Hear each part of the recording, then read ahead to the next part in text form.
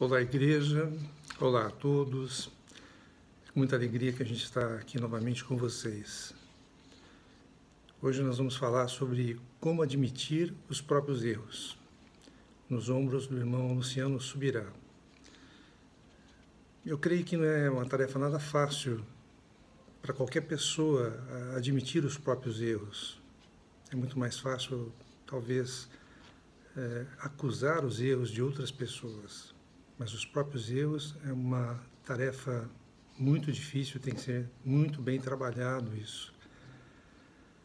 Em Salmos 19, versículos 12 e 13, nós temos: quem há que possa discernir as próprias faltas, os próprios erros?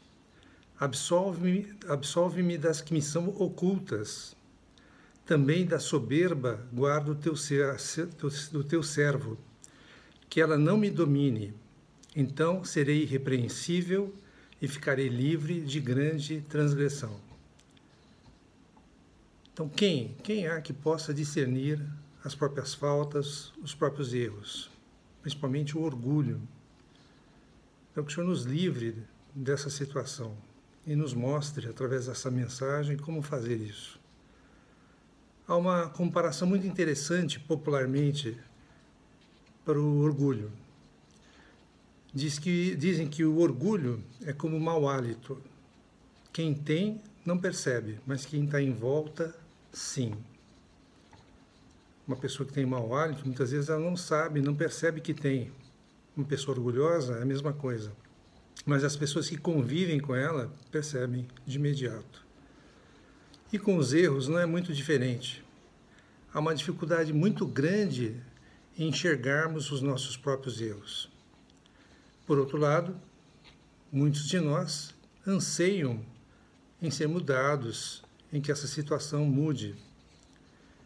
O nosso problema não é enxergar falhas ou erros, e sim enxergar as nossas falhas, os nossos erros. Mateus 7, 3, 5 nos fala, é parte do Sermão do Monte. Por que vês tu o argueiro, o cisco, no olho de teu irmão, porém não reparas na trave que está no teu próprio? Ou como dirás a teu irmão: deixa-me tirar o argueiro do teu olho, quando tens a trave no teu? Hipócrita, tira primeiro a trave do teu olho, e então verás claramente para tirar o argueiro, o cisco, do olho do teu irmão. Então, nos olhos dos outros, facilmente a gente vê um cisco, uma coisinha mínima, um erro mínimo. A gente vê facilmente e longe. A nossa limitação é enxergar a trave, um baita do erro, uma baita de uma situação ruim nos nossos olhos, os nossos próprios erros. Após a retirada da trave dos nossos olhos, vamos ver melhor e vamos poder ajudar as outras pessoas. Mas antes de ajudar, precisamos ser ajudados.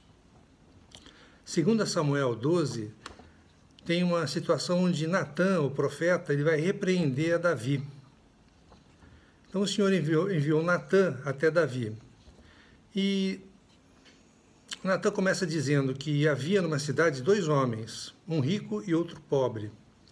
O pobre só tinha uma cordeirinha, que ele mesmo a tinha como filha, um animal que era cuidado como filha.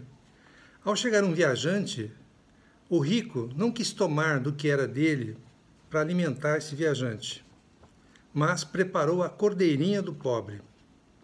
Davi ficou enfurecido com essa situação e disse que o rico deveria ser morto, além de restituir 4 vezes o pobre pela perda da cordeirinha. Então disse Natã a Davi: tu és o homem, você é o homem rico dessa parábola. Falou isso em razão de Davi ter tomado a mulher de Urias, Batseba, e ter deixado Urias morrer na frente de batalha, para poder ficar com Batseba, que ficou grávida de Davi. O Senhor foi bastante didático aqui. O pecador era o próprio Davi. Nada como ajudar alguém a enxergar o próprio erro vendo o erro dos outros. Essa é uma situação muito comum, onde as pessoas são ensinadas a ver o seu próprio erro no erro dos outros. Romanos 2, 1, 3 nos fala: portanto és indesculpável, ó homem, quando julgas quem quer que sejas, porque no que julgas a outro, a ti mesmo te condenas, pois praticas as próprias coisas que condenas. Bem sabemos que o juízo de Deus é segundo a verdade contra os que praticam tais coisas. Tu, ó homem, que condenas os que praticam tais coisas e fazes as mesmas, pensas que te livrarás do juízo de Deus? Então, normalmente, quem condena o outro fazendo alguma coisa é porque ele faz a mesma coisa, geralmente faz a mesma coisa, e ele é falso por fazer isso. Pode ser que a pessoa não esteja plenamente consciente do que acontece na sua vida e na do outro. Mas quase sempre enxergamos com maior clareza o problema do outro. Com certeza, creio eu, que a maioria não faz isso com intenção. A nossa tolerância acontece com o nosso próprio erro. Nós somos tolerantes com os nossos próprios erros. Mas o erro do outro nós vemos com muita facilidade e acusamos com muita facilidade. Mateus 18, 23 a 35 mostra a parábola do credor incompassível, que eu vou explicar aqui. Havia um senhor e havia um homem que devia muito a esse senhor, uma dívida impagável. E o Senhor o perdoa, porque ele pede, ele suplica pelo perdão. Ele é perdoado. Mas em seguida, uma outra pessoa que devia muito pouco, o mínimo em comparação com a dívida anterior, ele faz questão de cobrar essa dívida e faz questão que essa pessoa, por não pagar essa dívida, que tinha esposa, filhos e não tinha como alimentá-los, não tinha como pagar essa dívida, fosse preso. Então, esse Senhor é o próprio Deus, e essa dívida impagável é a nossa dívida para com Deus, por ter perdoado os nossos pecados, ter dado a vida eterna e nos ter salvo. Então, nós temos essa dívida impagável com o Senhor. Por outro lado, nós exigimos o pagamento de uma dívida infinitamente menor de uma outra pessoa qualquer. Nós nunca medimos o nosso erro como algo muito grande. Já o que o outro faz, não dá para passar sem ser cobrado. 1 João 1,8 nos fala: se dissermos que não temos pecado nenhum, a nós mesmos nos enganamos e a verdade não está em nós. Como é que tem gente, às vezes, que fala que não tem pecado, que não peca? Isso é alguém que não quer enxergar as próprias falhas, os próprios erros. E isso leva a dois desdobramentos: o orgulho e a justiça própria. Ambos são pecados pesados. Lucas 18, de 9 a 14, nos fala a parábola do fariseu e do publicano. Diz assim: propôs também esta parábola a alguns que confiavam em si mesmos, por se considerarem justos, e desprezavam os outros. 2 homens subiram ao templo com o propósito de orar, um fariseu e outro publicano. O fariseu, posto em pé, orava de si para si mesmo, dele para ele mesmo. Desta forma: ó Deus, graças te dou, porque não sou como os demais homens roubadores, injustos e adúlteros, nem ainda como este publicano aqui do lado, não sou como ele. Jejuo 2 vezes por semana e dou o dízimo de tudo quanto ganho. O publicano, estando em pé longe, não ousava nem ainda levantar os olhos ao céu, mas batia no peito dizendo: ó Deus, sê propício a mim, pecador. Digo-vos que este, o publicano, desceu justificado para sua casa, e não aquele, o fariseu, porque todo o que se exalta será humilhado, mas o que se humilha será exaltado. Todo o que se exalta será humilhado, mas o que se humilha será exaltado, assim como o Senhor Jesus foi humilhado e foi exaltado depois da sua ressurreição. O alvo dessa parábola são os que confiam em si mesmos, que se acham superiores aos outros e desprezam os outros, assim como o fariseu desprezou o publicano. O fariseu, o que seria o fariseu? O fariseu pertence à seita mais radical do judaísmo. Foram os mesmos que crucificaram Cristo. Paulo, ainda antes de ser convertido, como chamava-se Saulo, ele era fariseu. Foi educado aos pés de Gamaliel. E ele obtinha cartas para perseguir os cristãos, para matar os cristãos. Ele era um fariseu convicto, achando que agradava a Deus, quando na verdade estava perseguindo o próprio Senhor Jesus. O publicano era um coletor de impostos, considerado traidor da nação e odiado pelo povo. Por quê? Porque ele trabalhava para o Império Romano, que era quem mandava naquela época, naquela região. E obtinha lucros de uma maneira mediante extorsão.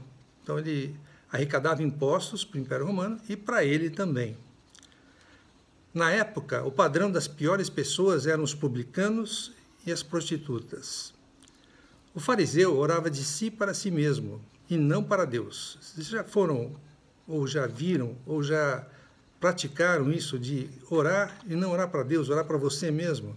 É o que o fariseu fazia. Ele achava que estava orando para Deus, mas na verdade estava orando para ele mesmo. Ele se comparava ao publicano que estava ao seu lado e se achava superior.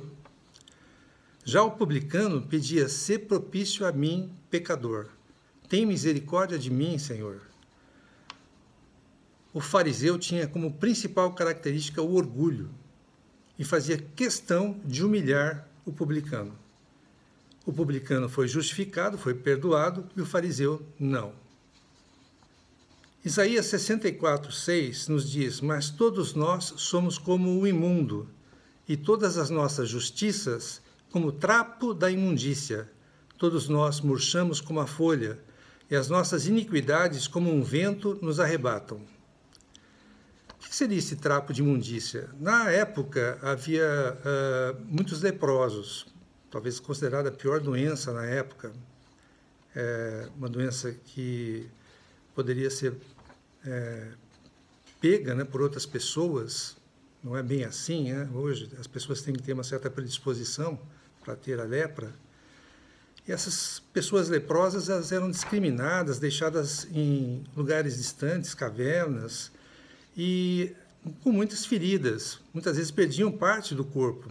E colocavam bandagens, colocavam como se fossem faixas, né, para segurar essas lesões. E essas faixas ficavam sujas, imundas, né? E esse trapo de imundícia seriam essas bandagens dos leprosos, essas faixas dos leprosos, e representavam a justiça própria. A única justiça é a de Cristo Jesus, e não a nossa. Filipenses 2:3 nos fala: "Nada façais por partidarismo ou vanglória, mas por humildade, considerando cada um os outros superiores a si mesmo." Então aqui nós vemos que humildade, na palavra, que é considerar os outros superiores a você mesmo, melhores que nós mesmos. Já o orgulho é o oposto disso. O orgulho impede a nossa comunhão com Deus, porque é um pecado. Quando há pecado, não há comunhão com Deus. O orgulho impede de vermos as nossas limitações, os nossos erros, as nossas falhas. Tiago 4:6 nos fala: "Deus resiste aos soberbos, aos orgulhosos, mas dá graças aos humildes." Nos nossos relacionamentos, as pessoas percebem facilmente se você é humilde ou se você é orgulhoso. Com estranhos ainda é pior, porque a percepção é mais imediata ainda. O pecado exige para o pecador disciplina. O pai disciplina os seus filhos porque os ama. Então há necessidade de disciplina. Se você tem filhos, você não pode deixá-los ao relento, sem educação, sem disciplina, porque vão te dar dor de cabeça com certeza lá na frente. Há necessidade de disciplina. E isso envolve a cada um de nós nos sujeitarmos a uma reconstrução da nossa pessoa, do nosso caráter. Nenhum de nós tem o direito de se medir com outra pessoa e se achar melhor. Sempre que a gente se compara com outros, a gente olha de cima, superiores aos outros. Essa nossa régua de medir, ela não presta. Com o que medirmos, seremos medidos. E, na verdade, a única régua que presta é a régua de Deus. Essa sim. É muito fácil ver o erro dos outros, mas é difícil, muito difícil, ver os nossos próprios erros. Provérbios 16:5 nos fala: abominável é ao Senhor todo arrogante de coração. É evidente que não ficará impune. O orgulho é pecado e precisa ser tratado. 1 Timóteo 3:6, isso é para bispos e diáconos, para os que servem, fala: não seja neófito, para não suceder que se ensoberbeça e incorra na condenação do diabo, porque você fica orgulhoso e incorra na condenação do diabo. Então, o que serve, ele não deve ser recém-convertido, não deve ter uma posição de destaque na igreja, para não se orgulhar, porque ele é neófito, recém-convertido. O orgulho, a arrogância é abominável ao Senhor. Presta atenção. Para eu e você sermos trabalhados, para sermos aperfeiçoados pelo Senhor, temos que ver os nossos erros. Para isso, nós precisamos nos arrepender e deixar o Espírito Santo que está dentro de nós nos ajudar a sermos transformados. Então, arrependimento. Esse arrependimento nos leva ao conhecimento dos nossos pecados e das nossas falhas, dos nossos erros. Marcos 2,17 nos fala: os sãos não precisam de médico, e sim os doentes. Não vim chamar justos, e sim pecadores. Então, se a gente for ver pela palavra, ninguém é são. Ninguém. Só o Senhor Jesus era são. Os demais todos são doentes. Não há nenhum justo perante Deus. Todos pecaram. Todos pecam. Por isso precisamos pedir perdão sempre. Nós precisamos reconhecer as nossas limitações para que o Senhor possa trabalhar em nós. Isaías 6, 5, 7 nos fala: então disse eu, ai de mim, estou perdido, porque sou homem de lábios impuros, habito no meio de um povo de impuros lábios, e os meus olhos viram o Rei, o Senhor dos Exércitos. Então, um dos serafins, um dos anjos, voou para mim, trazendo na mão uma brasa viva, que tirara do altar com uma tenaz, uma pinça grande, né? Com a brasa, tocou a minha boca e disse: eis que ela tocou os teus lábios. A tua iniquidade, o teu pecado foi tirado e perdoado. Isaías teve uma visão, a santidade de Deus. Deus é santo. O anjo traz uma brasa do altar e toca a boca, os lábios do profeta, que tinha os lábios impuros. Ele mesmo falou que eu habito no meio de um povo de impuros lábios, eu sou um homem de lábios impuros. Então, o problema dele estava nos lábios. E essa brasa tocou os seus lábios e ele ficou são. Se for outro local, é lá que o Senhor vai te tocar. Se você tiver outro problema, é lá que o Senhor vai trabalhar. Mas onde começa o processo de cura? A conversão do cristão é o início do processo de cura. Resolve muitas coisas, mas não tudo. Nem pensar de longe não resolve tudo. As mínimas coisas, os mínimos detalhes, também precisam ser tratados. Isso leva a vida inteira, nossa vida toda. O Senhor só vai agir nas áreas que reconhecemos que necessitamos do tratamento de Deus. Então, nós precisamos reconhecer as áreas que há necessidade de sermos tratados para o Senhor nos curar.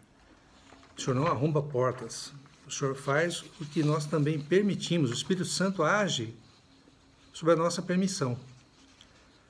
O problema é quando essa transformação ela fica parada, estagnada, emperrada. Há muitos adultos com maturidade espiritual de criança.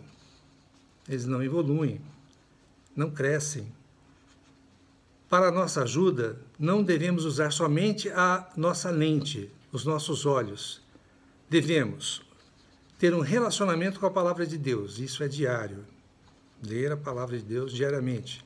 Receber a ajuda do Espírito Santo para nos enxergarmos, o autoexame. Permitir que o Espírito Santo haja em nós. Salmo 139, 23 e 24 diz: sonda-me, ó Deus, e conhece o meu coração. Prova-me e conhece os meus pensamentos. Vê se há em mim algum caminho mau e guia-me pelo caminho eterno. Este é um pedido que devemos fazer ao Espírito Santo para sermos autoexaminados e curados. Conhece, Senhor, o meu coração, prova-me, conhece os meus pensamentos e cura-me dos maus pensamentos, dos maus desígnios do coração. Atos 7,51 nos fala: homens de dura cerviz e incircuncisos de coração e de ouvidos, vós sempre resistis ao Espírito Santo. Assim como fizeram vossos pais, também vós o fazeis. Então imagina, o vento, alguém pode parar o vento? Ninguém pode parar o vento passa por você e continua o seu caminho. Mas nós podemos parar o Espírito Santo em nós, sim. Há necessidade de uma abertura nossa, precisamos deixar o Espírito Santo agir em nós. Ele não arromba portas, mais uma vez. Ele precisa da nossa autorização para trabalhar em nós. Hebreus 3,15 nos fala: hoje, se ouvirdes a sua voz, não endureçais o vosso coração. Se o Senhor falar com você, através do Espírito Santo, não endureça o teu coração. É uma questão de amolecer ou endurecer. Ao que o Espírito Santo nos fala. Podemos resistir ao Espírito Santo ou deixá-lo agir em nós. Se nos fecharmos ao Espírito Santo, outras portas irão se abrir e serão praticamente sempre prejudiciais a nós, ou nos prejudicar. Outro erro é nos desconectarmos de outras pessoas, de outros irmãos, de outros cristãos. Outras pessoas, muitas vezes, são enviadas por Deus para nos corrigir. Por isso, precisamos nos reunir, nos congregar. Hebreus 3,13 nos fala: exortai-vos mutuamente, cada dia.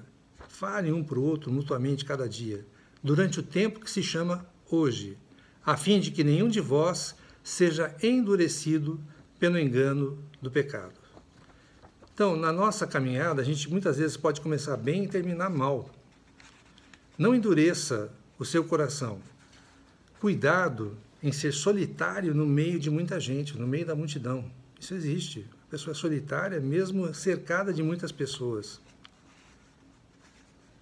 Para se ter um relacionamento mais pessoal, de confiança, as reuniões de casa são imprescindíveis, muito importantes. O Senhor fala através dos outros.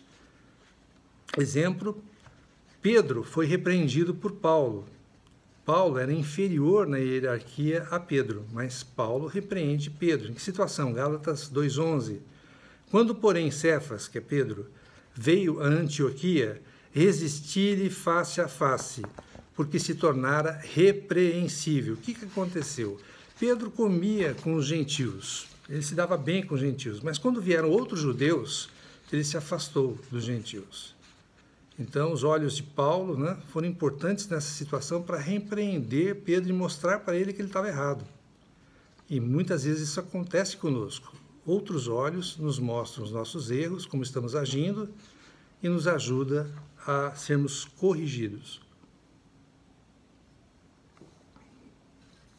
Amar é essencial, mas o amor não significa você passar a mão na cabeça de ninguém, não.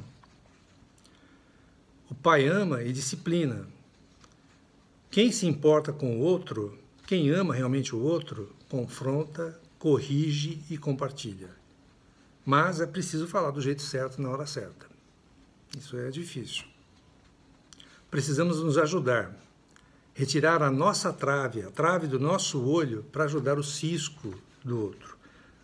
Tirar o nosso erro, permitir que o Espírito Santo corrija o nosso erro enorme para corrigir o errinho do outro. Na igreja precisamos de relacionamentos, principalmente nas células ou nas reuniões de casa. Provérbios 13:18 nos fala: pobreza e afronta sobrevêm ao que rejeita a instrução, mas o que guarda a repreensão será honrado. Se você permite que seja repreendido, você vai ser honrado, mas se você rejeita, pobreza e afronta vão chegar até você. Provérbios 19:20. Ouve o conselho e recebe a instrução, para que sejas sábios nos teus dias por vir. Ouve o conselho e recebe a instrução, guarda e pratica. Então Deus muitas vezes não nos fala diretamente, mas por meio de outros. Se falasse sempre diretamente com a gente seria autossuficiente, seria orgulhoso. Por isso a necessidade de outras pessoas verem os nossos problemas e nos ajudarem a que sejam corrigidos. Então Deus quer nos ajudar também pela lente de outros irmãos.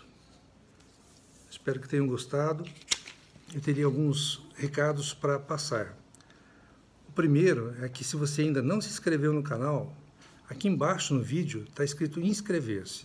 É só teclar em cima, digitar em cima do inscrever-se, você vai estar inscrito, vai ter acesso a todos os vídeos que já existem e os que estão por vir, os que virão ainda, você também vai ter acesso mais facilmente.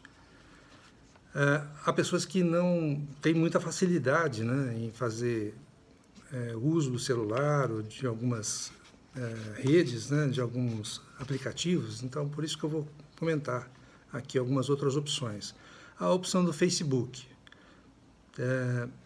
Tenho cerca de 1.500 amigos, mas muitos poucos, às vezes a gente entra em contato.